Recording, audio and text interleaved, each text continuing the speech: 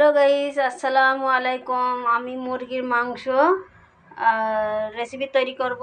তাই কাঁঠালের বীজ দিয়ে আর আলু দিয়ে আর টমেটো দিয়ে একটা রেসিপি তৈরি করব।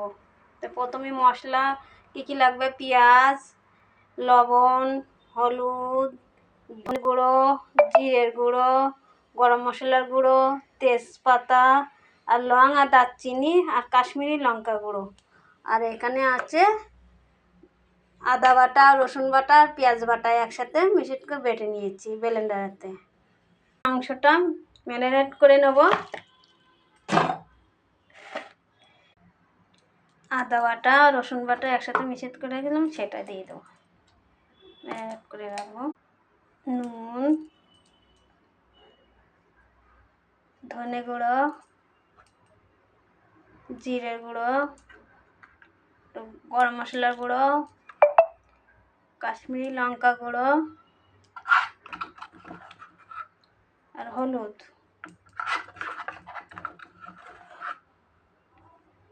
এবার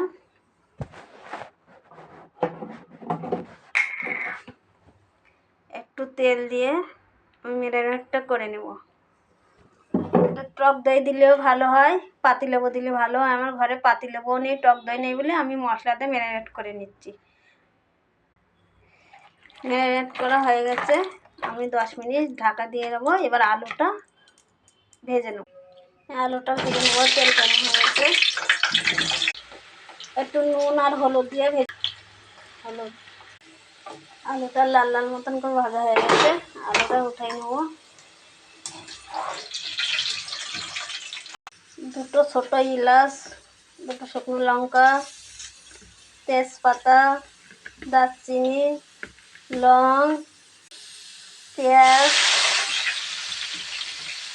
মশলাগুলো এবার সব দিয়ে দেবো। সেই মুরগির মাংসটা ম্যারিনেট করে রেখে দিয়েছিলাম, এবং মাংসটা দিয়ে দেবো। মশলা কষা নিয়ে গেছে,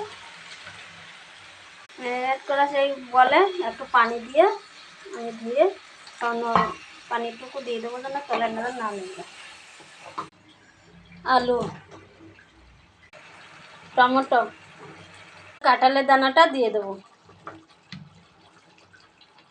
এবার ঝোলের পানি দেবো।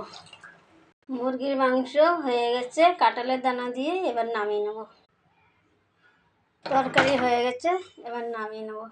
কাঁঠালের দানা দিয়ে আর হলো মুরগির মাংস আর আলু দিয়ে রেসিপি কেমন হলো বন্ধুরা? দেখেন কালার কেমন আসছে।